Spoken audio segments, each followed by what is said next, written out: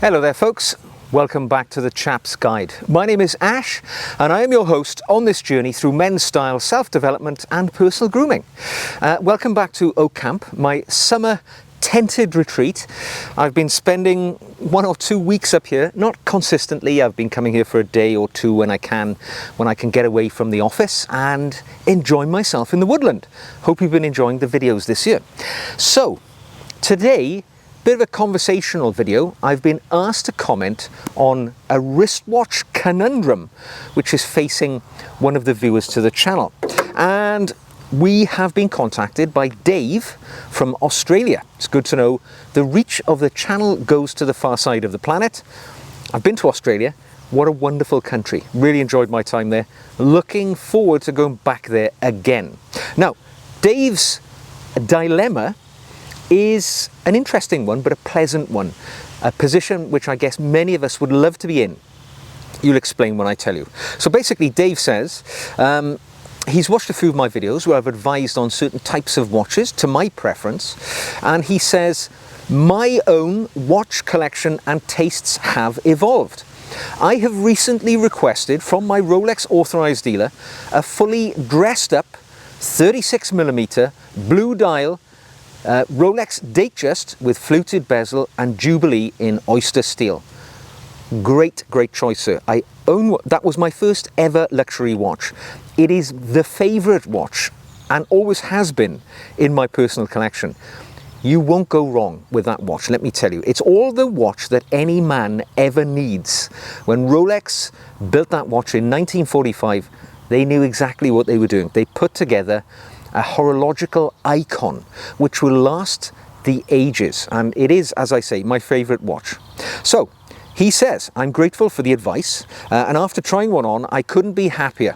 So great to know that Dave has got this Datejust on the way. However, he does say now I've got to make some room for it and to open some funds up to allow it to come in. And he tells us what he has in his collection at the moment. In my current collection is a Tudor Black Bay 54, a Rolex Explorer 36 and a Santier de Cartos medium. I couldn't be happier and content with these. Thanks to your advice, you've saved me thousands through trial and error. Good. Well, I'm glad that my videos that I've made, particularly recently I did one on my 5-year experience with the Datejust. I'm pleased that my observations were able to help you on your journey to watch nirvana, if nothing else. So, to fund my future potential arrival of the Datejust, I need to part ways with one of these 3 watches to fund the purchase. I would love to know, if this was your collection, which would you move on to leave behind a top-notch 3-tier collection? So just a reminder, and we'll go through the watches which Dave currently has. So he's got the Tudor Black Bay 54. So that was introduced by Tudor, getting on for about 2 years ago now, in Watches and Wonders in Switzerland. And it was something of an unexpected piece because it started to follow the trend of men's wristwatches getting smaller. Because it's a 37mm Black Bay, and you know, prior to that, the smallest watch in that collection would have been a 39. Also a 41 was available, so they were somewhat larger watches, but the 37 definitely brought it down into a category where it fits everybody. Males, females, men of big wrists, men of small wrists.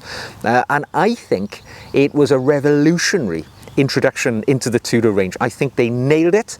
I love that watch, and I would own one myself. If I didn't currently own a Rolex Submariner, which is a pretty universal dive watch, I would undoubtedly have been beating a path down to the Tudor authorized dealer, because that watch offers a lot. 3,360 British pounds, 200 meters of water resistance, 70-hour power reserve, a really top-notch performing watch, also very attractive. It has something of a retro styling with the black dial, with the gilt hour track and the lettering on the dial.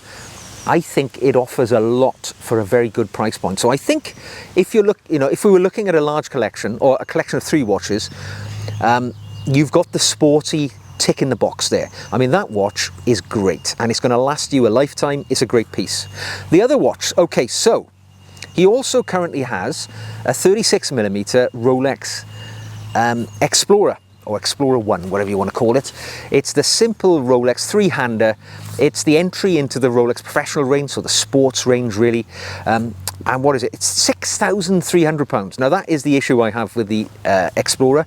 I owned an Explorer, and earlier this year I sold it. I took it out of the collection. It was my least worn Rolex watch. And for a number of reasons, because it was a little generic in its looks. Now, a lot of people will say that's what they like about it.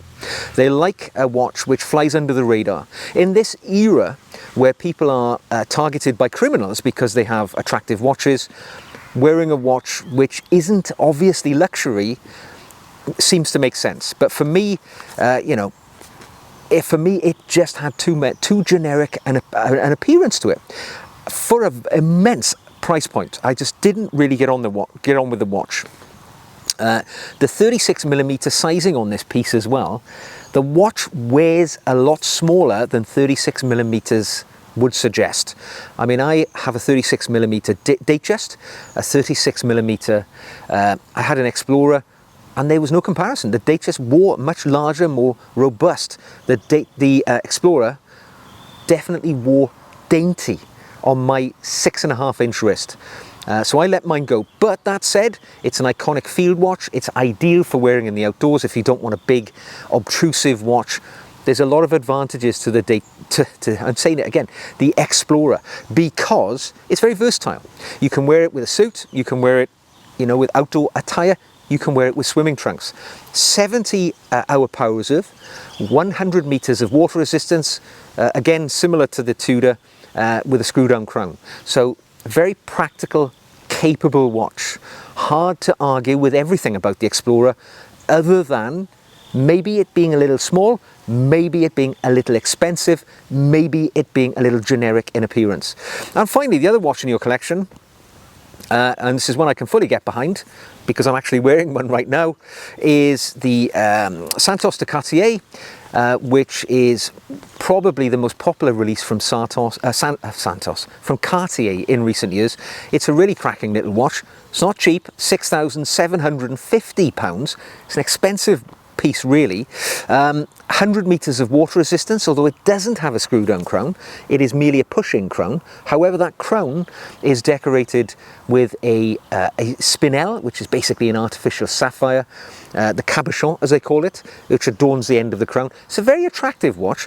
I wear this predominantly as a dress watch. However, with being fully stainless steel, 100 meters water resistance, it is quite robust. It is a watch you can wear every day, all the time, have no worries with it at all. What I really like about this watch is its amazing proprietary bracelet. It has a one-touch, one button, which allows you to take the bracelet off, and you can reconfigure it with a leather bracelet, with another, bracelet, whatever is in your choice. But so easy, and so easy to adjust as well. So quite a few very innovative touches with the Santos de Cartier. My words are everywhere today, many apologies. It's only got a 40-hour power reserve though, so it's not quite as advanced as the other two we've just talked about in terms of being able to take it off and leave it lying around for a couple of days. However, its appearance being a square watch and quite sort of classic, almost Art Deco in appearance, I think if you're a classically elegant man, which is with an aesthetic which I choose to go for, it's a watch which works very well for me. So, you've got a great collection at the moment, it is fair to say. I like them all. In fact, other than the Tudor, and I do own a Tudor myself, I've owned all of these watches. I've owned the Explorer, I currently own the Santos, I own the Datejust that you're about to bring into the collection. And whilst I don't have this model of Tudor, I have the Tudor Black Bay GMT, so I'm fully appreciative of Tudor as a brand and the build quality and the ethos of the model you have. So, if I was going to release one of these watches to make way for that Datejust, which one would it be? Well, you've got the sporty watch ticked for sure in that Black Bay 54. Undoubtedly, it's a lovely watch, wear it every day, in total confidence it's going to deal with any obstacle in your life. You've got the dress come daily capable watch in the Santos de Cartier. Right? Great little watch. I'm wearing it now in the woods today. Later today, I'm going home. I have to go to an event this afternoon, which will necessitate the wearing of a suit. I don't have to change my watch because this watch has got me covered. That's great. For me, the watch which I would release from the collection is going to be the Explorer for a couple of reasons. Right? And I've been there. I have had to make this decision with my own watch collection. And for me, I had to let a watch go to bring the Santos into my collection, and the watch I released was the Explorer. So I know how you feel about this. And the reason I let my Explorer go is you've already got a Rolex in the collection. You're bringing a Rolex in. You're going to have a bit of duplication if you release either the Santos or the Black Bay 54. For me, to keep that nice balance, to keep the watch brands, the interesting brands circulating through your life, I would let the Explorer go and bring that Datejust in its place. So you're replacing a Rolex for a Rolex. The other thing is, the other two watches, the Cartier and the Tudor, the amount of money you're going to release by selling those on the secondary market is going to be much smaller proportionally than the amount of money you can release by your Explorer. I recently sold my Explorer. I'd owned it for 3 years.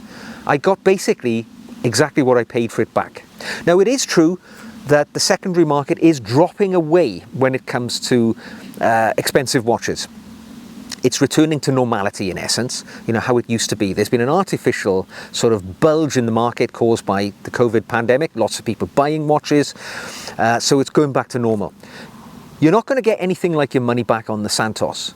You're not going to get anything like your money back on the Tudor. However, if you're lucky, you might be able to come quite close to what you paid for the Explorer when you sell it. Now, I doubt you'll make a profit, all right, because the Explorer is perhaps the less popular of the Rolex Professional range, and it's also much more available. Right? I'm starting to hear of them. I haven't seen it myself, but I'm starting to hear of them becoming available with as little as 1, 2, 3 months of list wait. These are, people are able to get these much more easily than maybe some of the other Rolex pieces, which still remain incredibly popular. So you're probably not going to make a profit. You're likely going to make close to what you paid for it. And the watch you're buying, that 36mm fluted bezel Jubilee bracelet blue dial Datejust 36, £7,950. So even if you sell your Explorer for somewhere near what you paid for it, you've still got to find, a bit of pain to get that new one coming in. And additionally, I think the Datejust is a nice replacement for the Explorer in your collection, because if you're going to have a Rolex in the collection, why not have their most iconic piece of all on your wrist? Whilst the Explorer is nice, it's got a history that goes back to the 1950s when it was released. I know Rolex have very heavily exploited the so-called relationship with its ascent of Everest, which largely is believed to be not true, but that's another story. The Datejust, on the other hand, can trace its history back 10 further years than that. And, it's so iconic, particularly the fluted bezel and the Jubilee. It's all the Rolex you will ever need. And remember, your Datejust is equally as capable as that Explorer was. 100 meters of water resistance, screw down crown, same sort of power reserve. It's got everything your Explorer had, but with iconic status thrown in as well. Now, I know there are many people out there who absolutely hero worship the Explorer. They will say it's the classic Rolex, it's simple, it's elegant, it's a field watch. I'm on board with all of that. I owned the watch for a number of years and I wore it. But if I had to choose between an Explorer and a Datejust, I'm sorry, but it's going to be a Datejust every day of the week because of its iconic status, and also, just its appearance. It's just so versatile. You can wear it with a suit, you can wear it out here. It's going to get the job done for you. So, there we go, folks. Or Dave, rather, in Australia. I hope my observations have been helpful to you. Just my opinion, just what I would do. And actually, it's just what I have done. I had to let an Explorer go to make room in my collection, but Rolex for Rolex, when you're swapping them out, you're not going to feel that sense of loss. And I can say I let my Explorer go a month or so, a little more than a month ago now. I don't feel any sense of regret, any sense of guilt. I'm happy with the decision I made, and I'm just glad I got my money back at a time where that may not be possible for much longer. So if you're going to do it, hopefully get it done now, and you won't take a bath on the Explorer, because I can see the day coming very quickly where the Explorer will not be worth anything like its retail value on the secondary market. So good luck to you with that endeavour, and good luck with that new Datejust. You're going to love it. I love mine. It's a great cracking watch, which is Rolex history on your wrist. So there we go. Hope you've enjoyed today's video. Thumbs up if you did. Subscribe if you'd like to see more. Drop me a comment, drop me an email. Tell me I'm wrong or agree with me. You'll find all of those links in the show notes below. Don't forget, you can also support the channel by buying me a coffee, one-off thing, or become a patron. I make extra videos for my patrons every week, and I've got a personal dialogue with those guys, and you'll find a link to my Patreon page in the show notes below. So until the next time, take care, and I'll see you again very soon.